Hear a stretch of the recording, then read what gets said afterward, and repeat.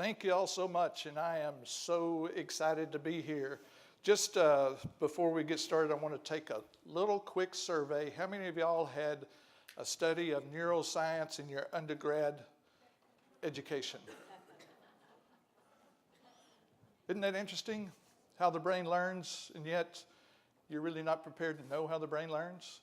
Today I'm going to show you exactly how that can happen and how you can keep awake after lunch. Also to keep your kids engaged. And hopefully I can avoid this. And if you're a leader, I'm going to help you avoid this in your faculty meetings. If you're a teacher, how you can avoid this in your classrooms. If Rip Van Winkle woke up today, he would be able to, or not be able to recognize one thing. Do those images look anything, probably not like any of your classrooms, I understand. But he would be able to recognize education because all in all, it really hasn't changed that much. And so I'm going to show you something that you're going to think, what in the heck does this have to do with education? I'm an avid golfer. I've used every one of those clubs that's up there. If you look in the 1960s, it was mostly wood for drivers.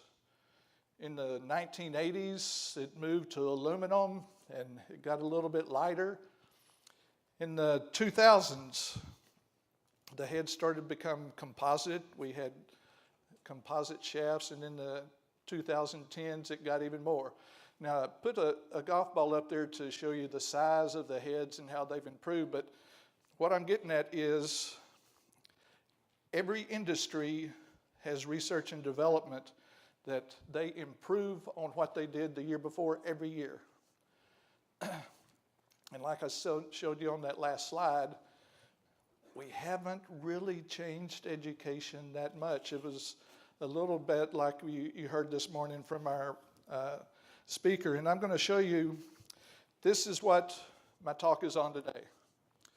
We're going to talk about the mind, education, and the brain, and how those interact with each other. And so as I'm doing this, feel free to take pictures of the slides. Obviously, if you're on the website, it has this whole presentation there. And I'm going to show you a way to contact me later at the end to ask me any questions or take a look at these. But this is educational neuroscience. And so let's move along. Let's see what Albert Einstein said, and he died in 1959. The intuitive mind is a sacred gift, and the rational mind is a faithful servant. We have created a society that honors the servant and has forgotten the gift. That was 1955. So we've had this problem in education a long time. Let's see if we can start changing that. One of the most important things that we need to know, we have to meet Maslow before we can get to Bloom's. That's just kind of, I threw this in there just so that you can kind of start thinking that way. Patrick Briggs is a friend of mine. My wife is a consultant for Avid. It's her boss. And this is what he said: what I do with 180 days of instruction makes a difference in the trajectory of the rest of a kid's life.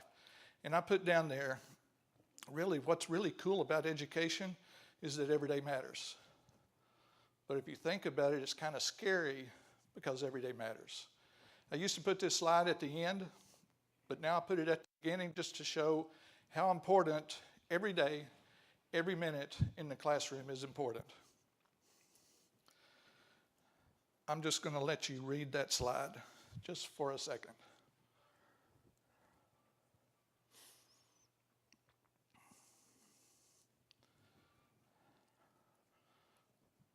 And down at the bottom, Google has content, but it can't help you think. It's our job to help kids think. We are drowning with information, but we are searching for wisdom. And that's our job, is to be able to teach that. I like this quote: the brain is always at the party and leadership always dances to the tune of the brain. I'm not going to explain that to you because I don't think I can. But I want you to start thinking about it a little bit. And this is what I was talking about earlier. It's interesting that we move through our undergrad, and probably, unless you were maybe a counselor, that you had any kind of education in neuroscience of how the brain learns. But if you think about it, teaching and leading without an awareness how the brain learns is like designing a glove with no sense of what the hand looks like. And if you teach that way or even lead that way, this is what happens. The glove doesn't fit. So I'm going to help you make the glove fit as we move along. The next 3 slides I have are going to be what I think is the foundation of learning, and that's relationships. Without creating positive relationships, you're not going to get past information. Kids are just not going to really grab a hold of you until they're able to grab a hold of the teacher. To inspire meaningful change, you must make a connection with the heart before you can make a connection to the mind. So I'm going to show you a slide in a minute, but as we move along, relationships is the most important thing. I'm not going to stress that, or I can't stress that too much or too heavily. If I could probably talk the whole day of how important relationships are. But that is the first and the foremost and the foundation to learning. I think that's easy. Followers buy into the leader, or students buy into the teacher before they buy into the vision or the learning. And it's the CEO of leadership. This right here is a teacher that gets it, and I'm going to show you what I mean.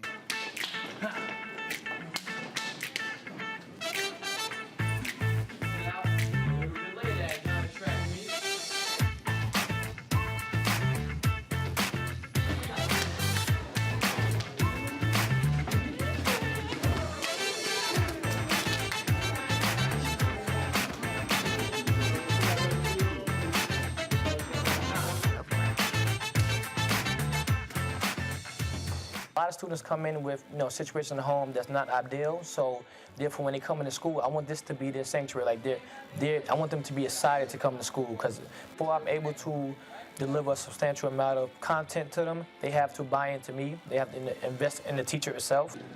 I don't know. You might be ready. He's getting water. But one thing that's going to stick with them forever is how did Mr. White treat me when I was in this grade. It kind of draws them in, and once I have them in and have their trust, and they're invested in me, then I can deliver my content. See the academic side of it increase. So that's really why I do it, man. To bring joy to them. I feel like every student needs a little bit of joy in their lives. It doesn't matter what it is. Every student.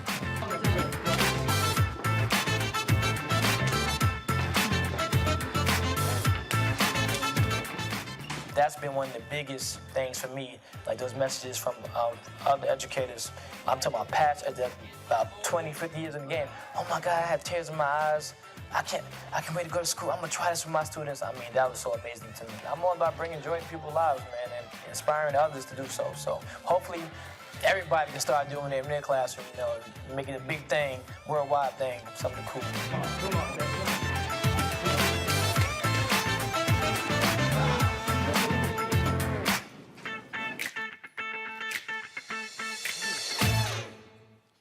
Yikes. That's pretty cool, isn't it? Wouldn't it be cool if every teacher did that? And I'm not saying just that exact thing, but I have a daughter that has been teaching 4 years, and one of the things that we told her to do is just greet students as they come in. So what she has done, she has a handshake with them, and then on Friday, she has High Five Friday.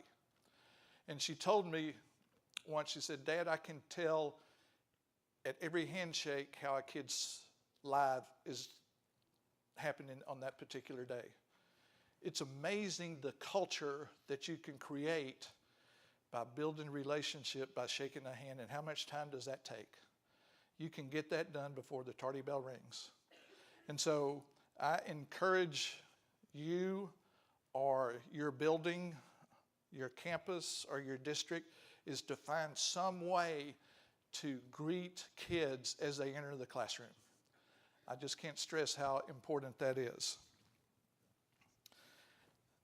I don't like to get too technical in my neuroscience because I'm not a technical type person. But executive functions, that's the prefrontal cortex, and I'm not going to get too much into biology because I just want to talk about how it works and how it works. But the prefrontal cortex is this part of the brain. It is the last part of the brain to mature. And the reason why that is important, that you know this much. And I'm not going to talk about each one of those things, but look at that third bullet there, the kind that I've asterisk, and it has a different color on there, is that with working memory, that's how kids are able to process multiple parts of a question or direction. That's how kids start to learn how to read. That's how kids start to learn how to work math. Is as this matures, that stuff gets easier.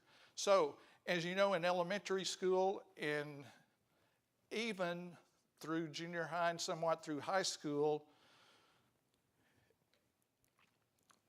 that is rough, all right, because that part of the brain has not matured yet. And so, one thing that I've learned is that in adolescence, that the most dangerous four-letter word is let's. And I'm going to show you in the next slide why that is. Now, the limbic system is the emotional brain. And let me tell you why that matters. Because emotion is the gateway to the brain. And you're probably thinking, how you talk about foundation and relationships? Well, relationships is what affects emotion. And so if you can tell stories, if you can grab a hold of kids and tell them how great they are, that's starting to connect with their emotions. And if you look there, long-term memory is where this part of the brain starts to work. So have you ever asked or thought a student, what the heck were you thinking when you did and fill in the blank? That's because this part of the brain was kicked in. And the interesting thing about this is that they can function perfectly well and use this in the classroom. But when they get with their peers, all of that goes out the window, and that's when risk-taking takes place. Impulsivity starts happening. Novelty seeking. This is the part of the brain that is maturing so that they can break away from parents. Because if you think about it, if you never take risk, you're going to hang on to your parents the whole time. So it's really cool how God has designed our brain. As we mature, this takes over because at some point we need to move away from parents. But also as teachers, you can see now how it's so important to know these parts of the brain. The prefrontal cortex or executive functions, and this part of the emotions. I'm going to talk about change a little bit. And I probably should have said change matters because that's what the box is. One of the things that the brain tries to do is seek patterns. And once it seeks a pattern, it gets really comfortable. Okay, so just think about when somebody tried to change anything with you. It was uncomfortable for you. You really didn't like it. As leaders, believe me, I had spent 30 years in leadership. When I saw something that was really cool, I wanted to make a change. And the reason why I wanted to make a change is because I wanted it to be better. And I thought it was better for kids. And I did all the research and said, this is what we need to do. And then I gave it to my teachers. And I wanted them to pick it up real quickly. but that's not the best way to do it. So I say think about the box and adjust it accordingly. The only time anything needs to think inside the box is if you're a cat. Makes you think a little bit, doesn't it? But teachers, leaders, whatever, always should be thinking outside the box. And you don't do that too much because it's uncomfortable for you. But the way that you get comfortable is to continually do that. One of the things I liked when I was a superintendent was to ask my principals, what have you changed lately? And if they are not in the process or have just finished, I thought something was wrong, because always looking to change to improve. This is how change should take place, through a drip system. And this is how, if you think of this as a plant, it's just small drops periodically here and there. And that helps the grass grow, or the plant grow just like it's supposed to. It has a good root system, and it grows to be full bloom. However, this is how we often deliver change.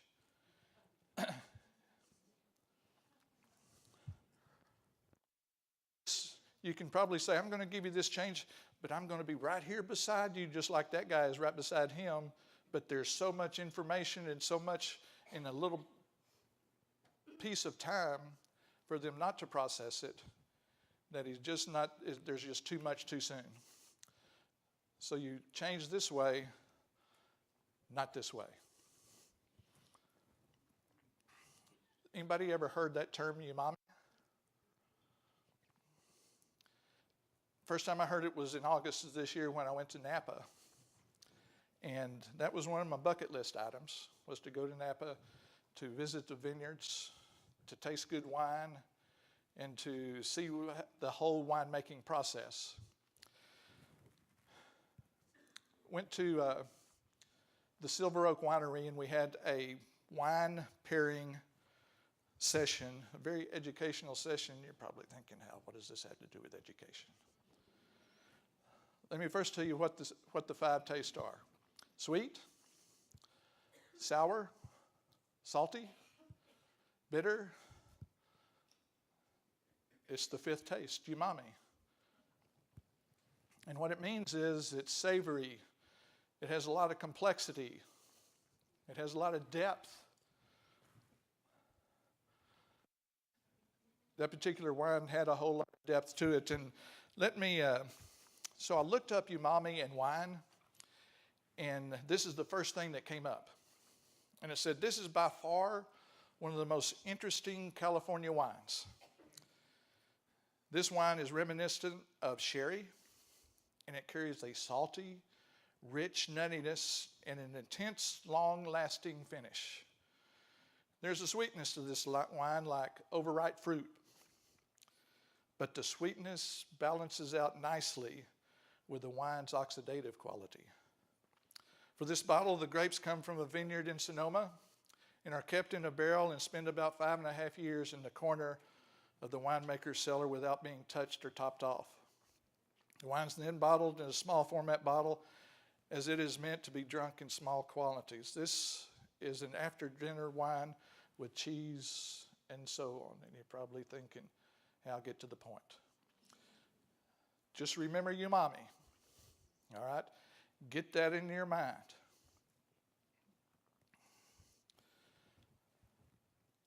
Complexity. Umami has complexity. Let me say not this. When I asked my teachers to teach with more rigor and complexity, 9 times out of 10, they just made it more difficult. Okay.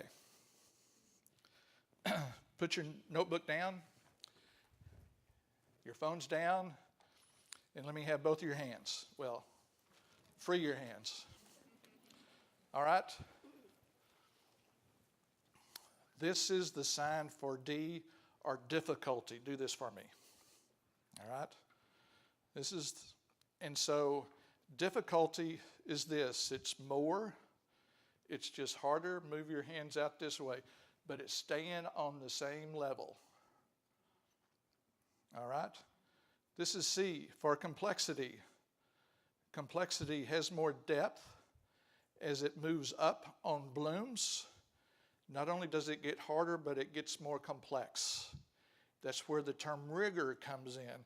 For some reason on Twitter now, and I'm pretty active on Twitter, okay, you can put your hands down, is that they're having a hard time with rigor, because if you really look in the dictionary at rigor, it doesn't talk about education at all. So I just, instead of using rigor, I use complexity. And so just take a look at that. And remember, one of those first slides that I had is that you have to take care of Maslow's before you take care of Bloom's. That's the relationships part of it. But look how difficulty and complexity can be confused with each other. And so, but most, I know not any of you in this room, but most teachers think more projects, more reading is complexity, but it's not. Complexity is more thinking, more depth of thinking. And whether you use Bloom's, depth of knowledge, whatever you use, that's what you need to be thinking about and talking about in your classroom, is moving up on Bloom's or using more complex questions. A lot of times when my wife and I are thinking about something and we're going along, and I said, I wonder, and I can just fill in the blank. She says, well, that's probably a level 1 question, so let's look it up on Google. If you can look it up on Google, it's not hard, all right?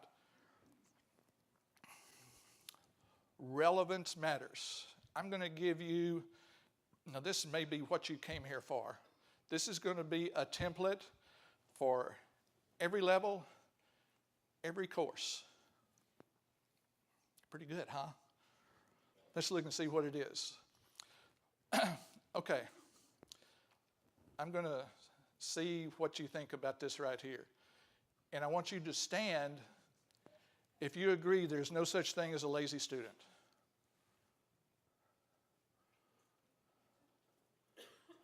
Boy, that's not very many. I'm going to say there may be 10 or 15 of you. Okay. Now I want you to stand. There's no such thing as a lazy student if they are engaged or motivated. Stand up. Ah, that's interesting. Okay, take a seat back down. Is it the job of the student, of the teacher, to motivate their students? Is it the job of the teacher to get their students engaged? Of course. How, you're not telling me anything. Okay, you got the teacher and the student and the content delivered.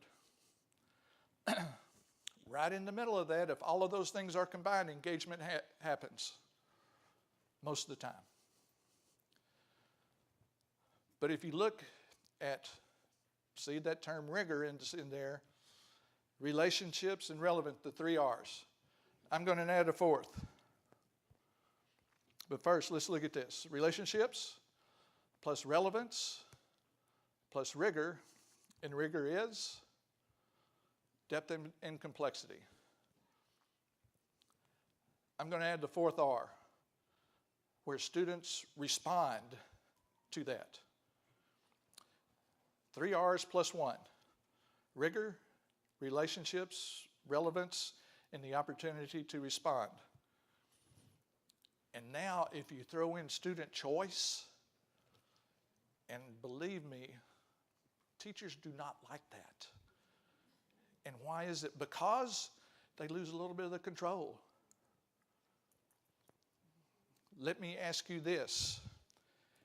If you came to this conference and I gave you an outline of every session to attend, you don't have any choice. It might be hit and miss on what you wanted, but by gosh, I'm the leader here and I'm telling you what to go to.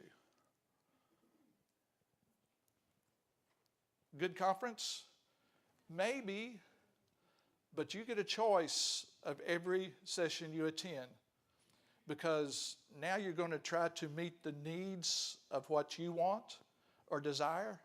And now all of a sudden, the same conference is a better conference because of one thing, because of your choice.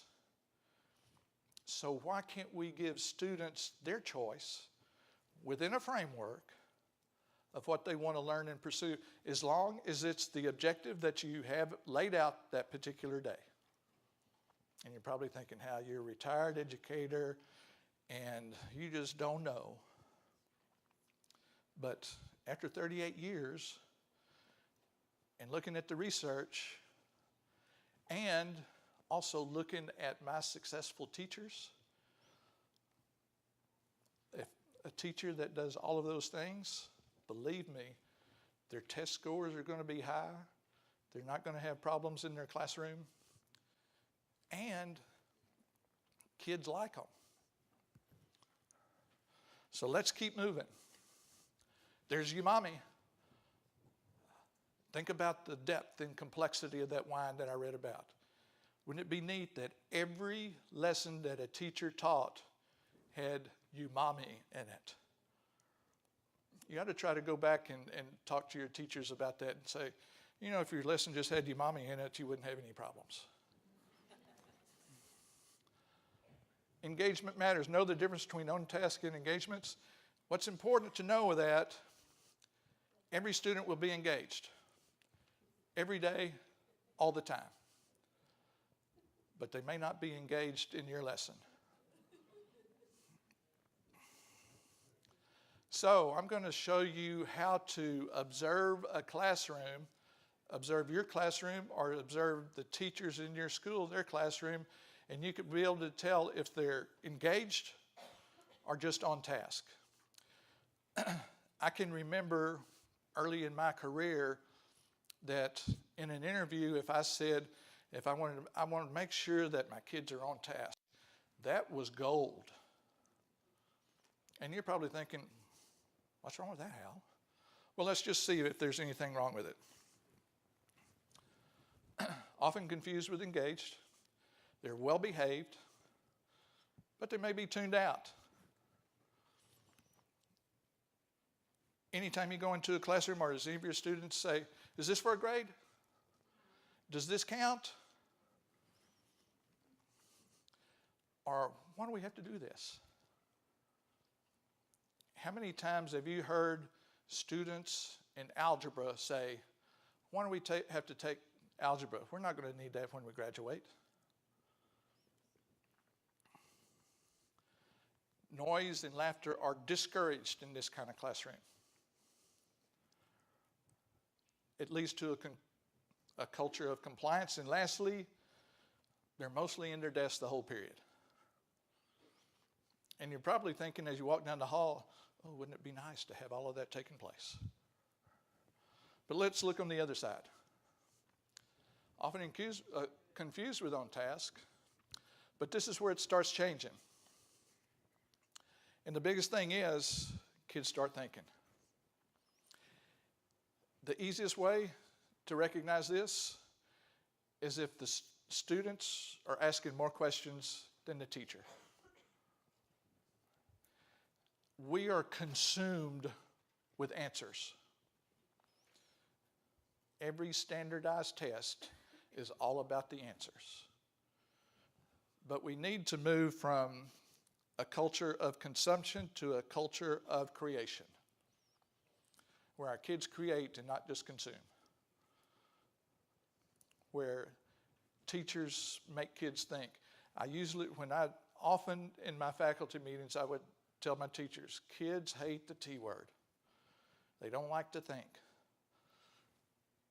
But if you gave them a choice, could they start thinking a little bit easier and maybe like to think a little bit more?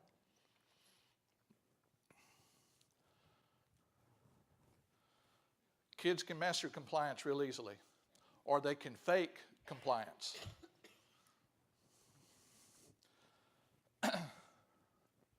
Got your attention with that first word, didn't I? What does sex, threat, and patterns have to do with education? Well, let's see what it does. Can I eat it? Will it eat me?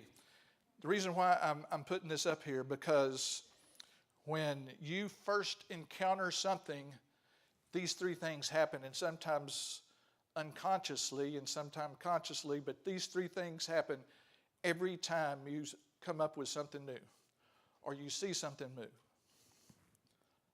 Can I mate it? Will it mate me? Do I recognize it? Have I seen it before? We learn to read, we learn to do math by patterns. So this is a way to understand when kids see something new, we have to learn that this is how the process works. And so one of the things is if somebody were to open up this door right over here, every one of them, your eyes would immediately move there. Why? Is because it's a potential threat to you. It's also something that's called novelty.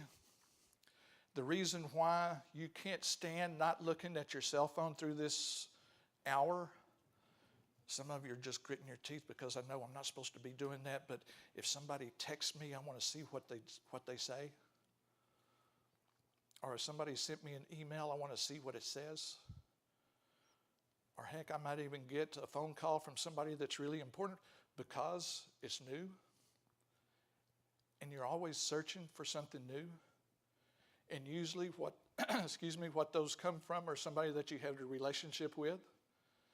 And so you always want to be checking that. And so one thing that I did as I superintendent of my last school was instead of fighting kids with cell phones, I said, use cell phones as a tool. And I know you've known this, but this right here has more memory in it than what took us to the moon. And so why not use it as a resource? You probably say, I need an iPad or a laptop or something. This is all the technology that you need. But it's just a better way to use it. Instead of fight them, let's join them. I once was presenting in Alabama, and it was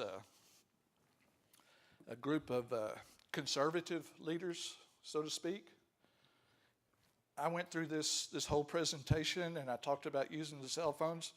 And the next day, one of the principals came up there, by God, there's no cell phones in my school.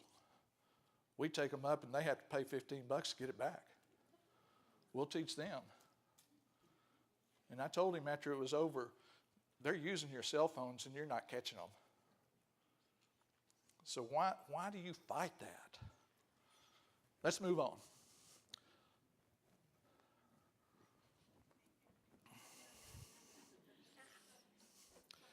Hopefully this session is not that way. But the brain does not pay attention to boring. I know nobody in this room, but have you ever been in a classroom where a teacher is boring? And how much did you learn?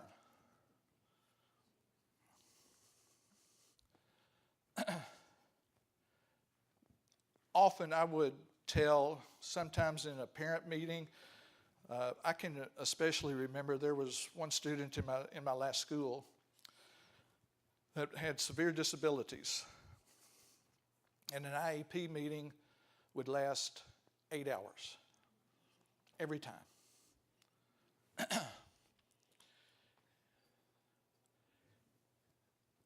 What I tried to say in those meetings, I said, y'all just give me the Reader's Digest version of this.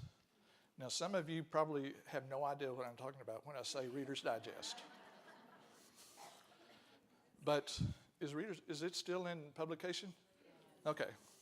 I hadn't seen one in a long time. But if you don't know what Reader's Digest is that they would take a book or an article and condense it to the gist. And that's kind of what I like. Cliff Notes. Okay, let's put it that way. Everybody knows what Cliff Notes is. So the brain pays more attention to the gist than the peripheral. It throws out all of the stuff that makes no sense to him and just takes what's important. That's kind of what I'm trying to do today, is to tell you what's important and throw away all of the neurons and all the other brain stuff and just tell you the results of all of that. You should be formative assessing every day. You can even do assessing of body language, and I often do that when I present, to look at the body language of my audience.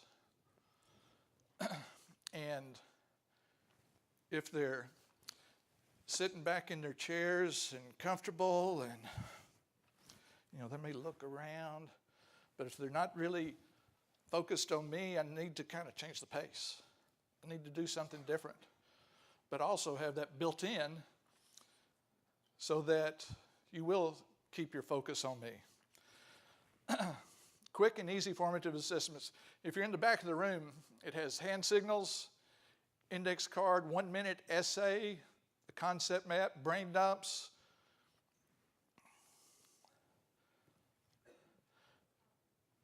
Exit slips. You can give that to students, and around the outside it says, during class I wish I could change this, laughed at, realized, decided. You can make your own exit slip.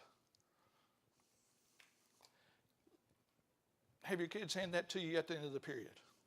You'd be, excuse me, you'd be amazed how much you learn by looking at those exit slips. A real simple, easy, you can use this K through 12. Well, probably not K1, that'd be kind of hard for them. But if they're getting the lesson, the green cup stays up. If they're starting to kind of have questions, they make it yellow. And if they're not completely getting it, it's just nothing to them, the red cup shows up. And you can scan the room and be able to tell what's going on. Go to Parties Plus and you can get green, red, and yellow cups. Very inexpensive. So you don't need tech. That's just a real simple way to do it. Now you can get high tech and you can use Plickers or Kahoot or whatever. But that's an easy way to formatively, is that right? Is that a good word? Formatively assess? You can tell I was a coach, can't you? The brain loves to look at images and pictures. That's why a lot of my slides, there's usually one thing to focus on. I really don't like to use those slides that has a whole lot of bullet points, but you can take pictures of those and refer to those later. There was a newspaper that decided all of this black and white print, we can do better. If you had a USA Today and a New York Times, which would you pick up first? Personally, I would pick up the USA Today because I like the color, I like the pictures, I like the graphs. Sure, the New York Times has a whole lot of content, but vision trumps all other senses. Movement matters, no matter what grade, because numb butts equal lame brains. When the bum is numb, the brain is drained. The greater duration in the chair, the greater depth of student despair. No matter what grade level or age level. It's called brain breaks. So, guess what we're going to do? Let's have a brain break. All right? You're going to have to put your notebooks down, your cell phones down, everything, because I'm going to get you to move now. What we're going to do is we're going to spell out movement matters. Now, the kicker to this is, ladies, you're going to stand on you're going to stand on consonants. Guys, you're going to stand on vowels. So if you're not standing, you sit. Okay, so ladies, what are you standing on? Guys? Not very many guys in here, are there? All right. So follow along with me, and we're going to do a brain break. And the reason why I'm doing this, not only one to give you a little break, but to show you how easy it is to have a little bit of a brain break in your class. And you should have these every 15 or 20 minutes in a class. So, in a 45-minute session, you should have no less than 2, but probably 3 brain breaks. All right? So here we go. Everybody ready? M. All right, now, from this point on, you say it with me, okay? O. V. E. M. E. N. T. S. M. A. T. T. E. R. S. All right. If I were to grade y'all on that as a class, I'm not sure what you would get. Okay, what just happened? You laughed. You had a little bit of a break, but also at the same time, it gave your brain a break in some way for it to reset. All right? How much time did it take out of this lesson? Just a few seconds.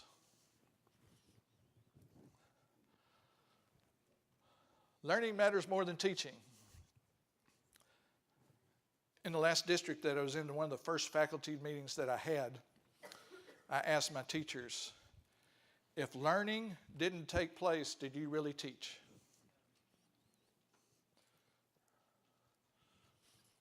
And I told them, no. Doesn't matter how much you teach, if learning doesn't take place, it really wasn't teaching, it was just talking. Or it was just delivering content. So, there's nothing more important than a teacher. But they need to realize that learning is their responsibility, not the kids. They're there for the kids' support, or to provide support, or find support. There's that formative assessment that I showed you. This one we could debate for a while. Students get multiple chances to prove that they can learn. Or no late work and only one chance to complete an assignment. I could probably have a debate on that. There's a whole lot of ways that we could talk about that and be good on both sides.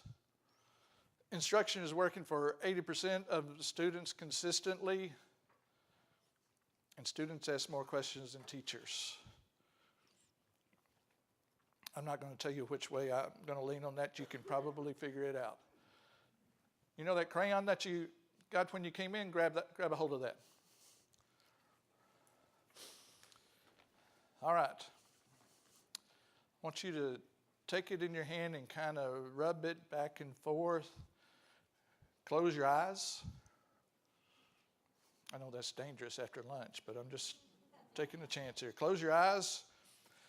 Now hold it up to your nose and take a big, long whiff of it. I'm probably going to guess, as you just did that, it probably took you back to your childhood.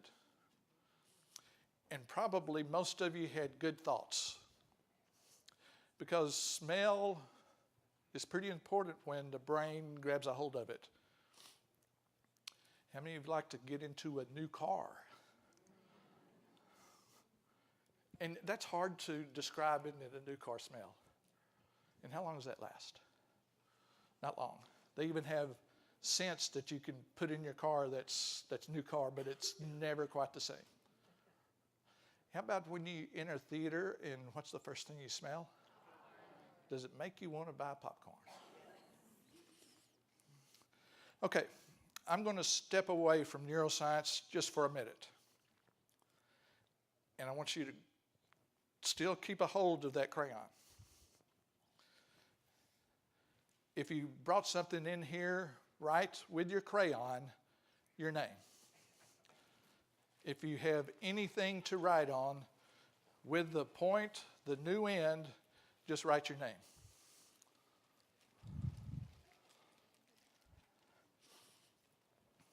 Okay, now break it in half. That's what I get every time I do this. Break it in half, I know.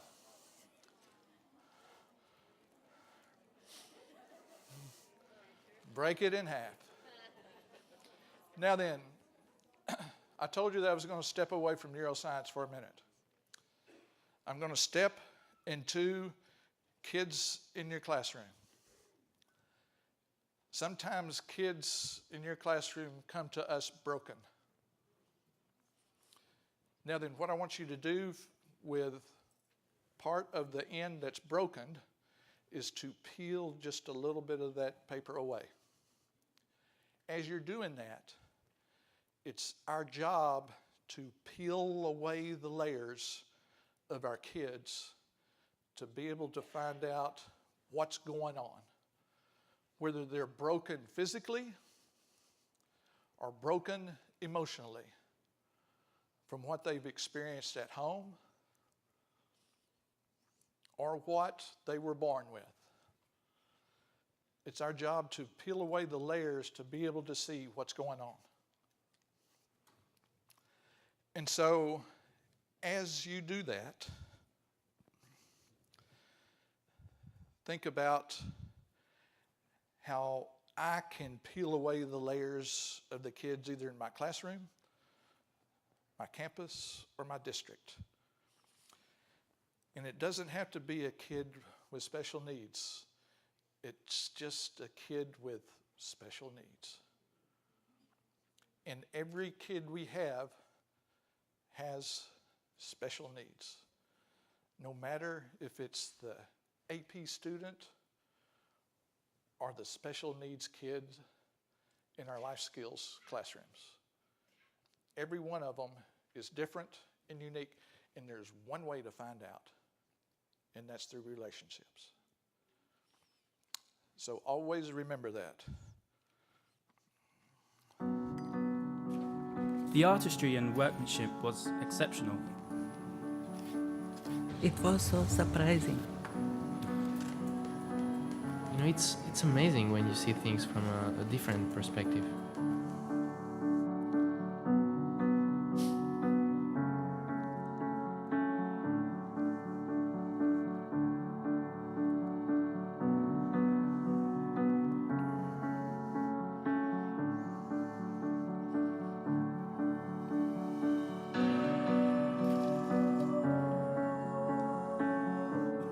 I just love how from far it seems plain. When you step closer, you see how it's got so many colors.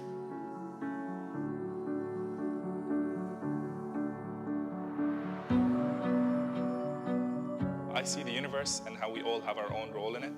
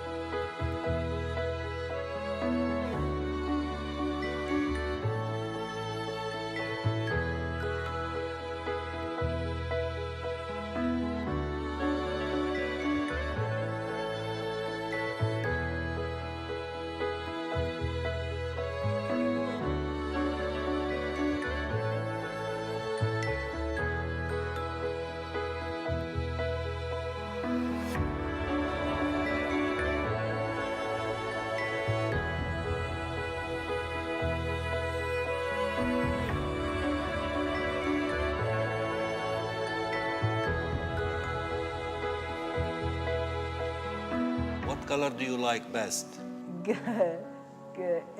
green. You know, I wasn't expecting. Yes, yes, sir. That's a beautiful surprise. Thank you, sir.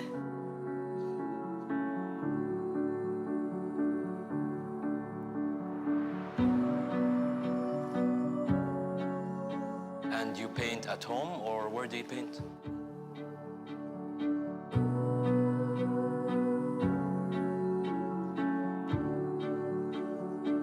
White and pink. If we all mix the color and the bottom, and then you do the mascara, and then I make a painting.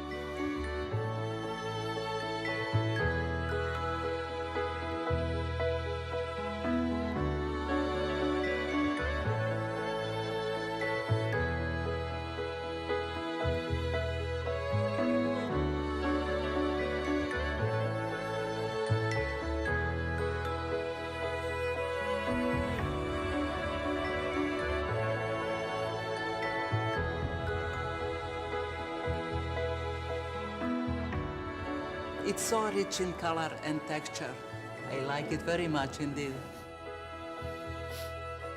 This is my favorite. It's very nice, but it's very creative. Beautiful. These are so beautiful. If you come closer, that you will see I have so many colors. I am happy when everybody can see what I can do. I'm the artist.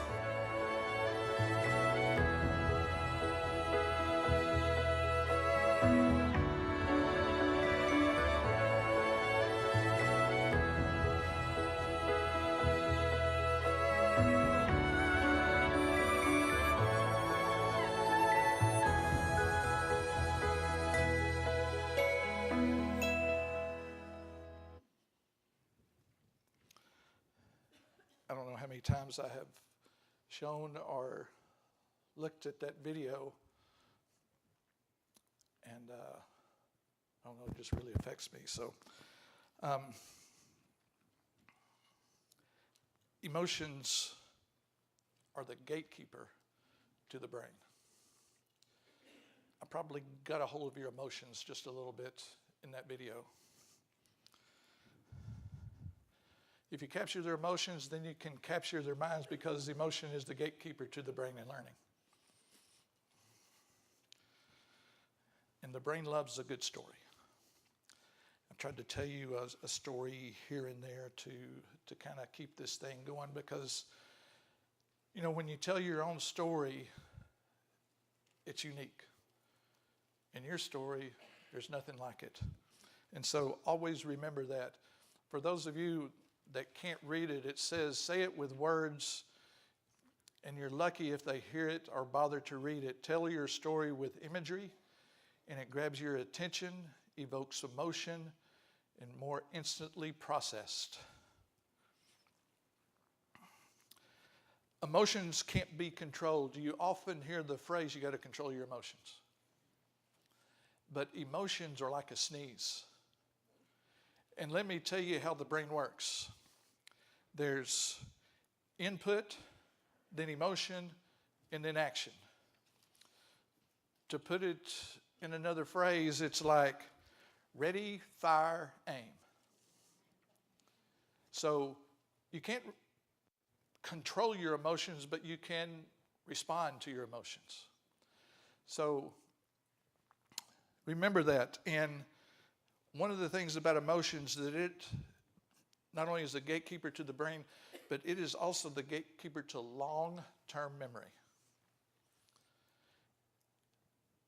I'm getting ready to show you another quick video, and I'll say that 100% of you will be connected to it. Obviously now we move from what appears to have, there it is right there. Again, I'm looking from south to north.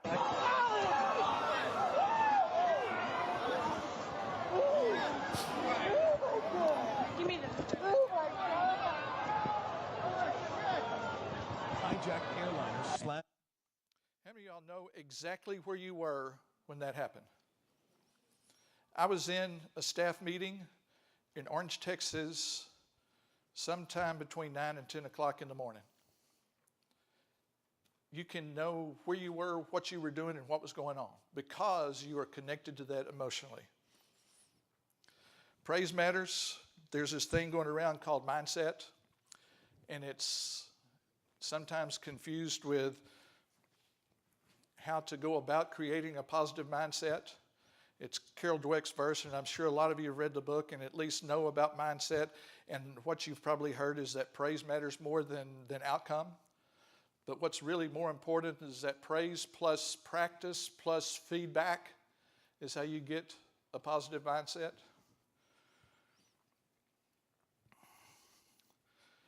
Nobody is 100% growth or fixed. Most people are somewhere in the middle.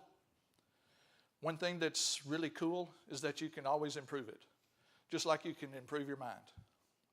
So mindset is another one of those things that we can control. I want you to look at this last video, and this is going to be I'll tell you what, I'm going to skip this because I'm running out of time. But one of the things that's important to know is that you can change your mindset and you can change your kids' mindset by changing the input, by changing the praise, but it takes a while. There's nothing quick about it. So as we move on, hooks matter, but make it relevant. And when I say hook, something to grab their attention. Dave Burgess says, teach like a pirate. Don't just teach a lesson, but create an experience. If kids had to buy a ticket to enter a classroom, how many people would buy a ticket to enter your classroom or to enter your teacher's classroom? Or maybe I should put it this way, enter your faculty meeting.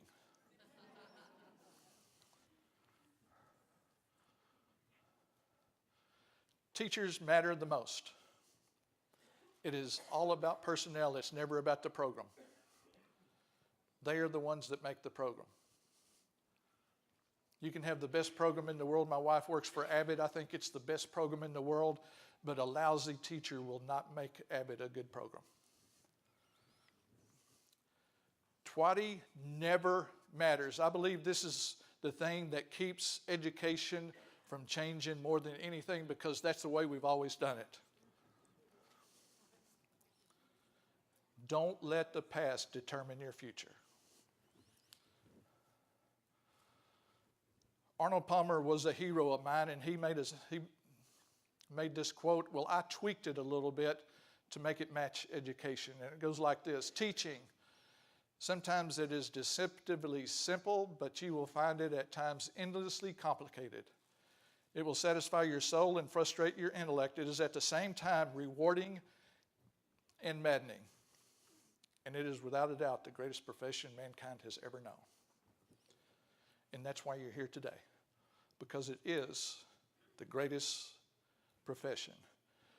We got hooked on the show Timeless, where it takes these people back in a time machine somewhere in history. The girl up there in the right corner, somewhere in history, something happened that eliminated her sister because it tweaked history. Will you take a chance on change? Every act you make today strikes a chord that will vibrate in eternity in the trajectory of a child's life. What will your ripple create? 3 things matter each day. Is that you laugh, you cry, and you think. If you do those every day, you're going to have a great life. And if you do those today, it's going to be a great day. This was sitting out in the front. That's where this is. A graphic artist, Melinda Walker, created this for me. I sent my PowerPoint to her, and she created this. So in one slide, that's my presentation.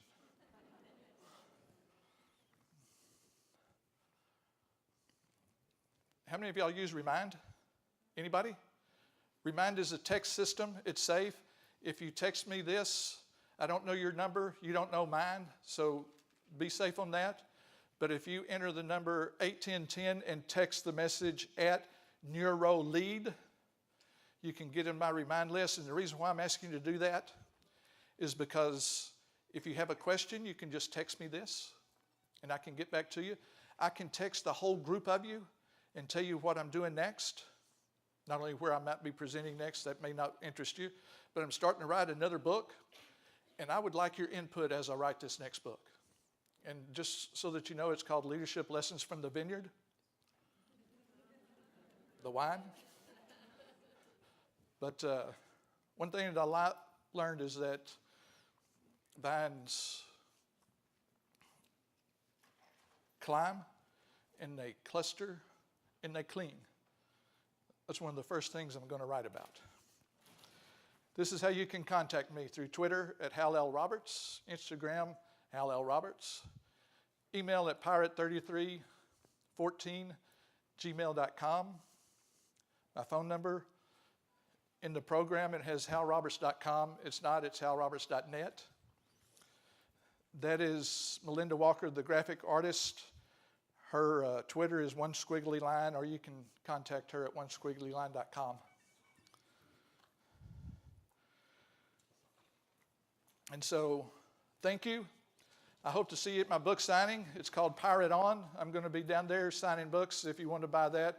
It has attributes of a leader, and I address each attribute with neuroscience. Thank you, and have a good rest of the conference.